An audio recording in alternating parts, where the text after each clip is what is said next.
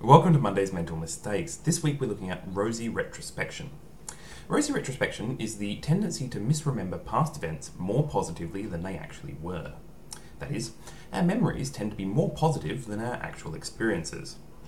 Rosy Retrospection makes us more likely to remember the positive aspects of an experience. At the same time, we are unlikely to remember the negative aspects of events. Here's a simple example. Think back to a moderately enjoyable, notable event in the past. For example, a recent birthday, holiday, or a Christmas from a few years ago. How positive an experience would you rate it, as, say, on a scale of 1 to 10? Now, give some solid thought to what it was actually like at the time. Were there any negative aspects to it? Did anything go wrong? Was there anything boring or disappointing about it? Would this affect your rating? If so, then congratulations. You suffer from rosy retrospection, like the rest of us. Research has shown that when people rate an experience like a holiday, when they are currently experiencing it or shortly afterwards, their ratings are lower than when they are asked to rate it much later on. Our memories of the event tend to be more positive than the event actually was. This is rosy retrospection. The principal way to counter rosy retrospection is to assume that our experience of an event was probably slightly more negative than our recollection of it. Research is not conclusive, but it is thought that there are two main effects that cause rosy retrospection. The first is that we find minor positive occurrences more memorable than minor negative ones. So for a moderately positive experience, we will tend to remember the good and forget the bad.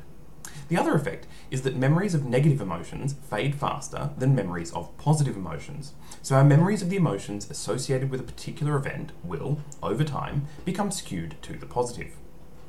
Research has shown that rosy retrospection is strongest for moderately positive events. That is, memories of experiences that are very good or very bad are less biased in this way. So particularly disastrous experiences may not be remembered as more positive than they are, and may in fact be remembered as worse. Also, rosy retrospection becomes stronger as we age. There are several factors in this, but generally, younger people are more accurate in their memories of how good or bad an experience was, and older people like me are less accurate. This is likely to be a strong contributing factor in nostalgia in older people. Rosy retrospection makes us bad at remembering how enjoyable past events were. But paradoxically, that doesn't mean we shouldn't trust our memories as a guide for future behaviour. This is because the impact of our choices lies primarily in our memories of our experiences rather than the actual experiences. For example, suppose I've been to a particular restaurant before and I remember it as pretty good. Should I go there again? Since I understand rosy retrospection, it would be tempting to conclude that it probably isn't as good as I remember and I should go elsewhere. But it still makes some sense to go there, because even though it probably isn't as good as I remember it, I won't remember the minor annoyances of my future trip either. Put simply, our biased memory of past events is actually an accurate predictor of our biased memories of future events too, and our memories of events can have more long-term significance than the events themselves.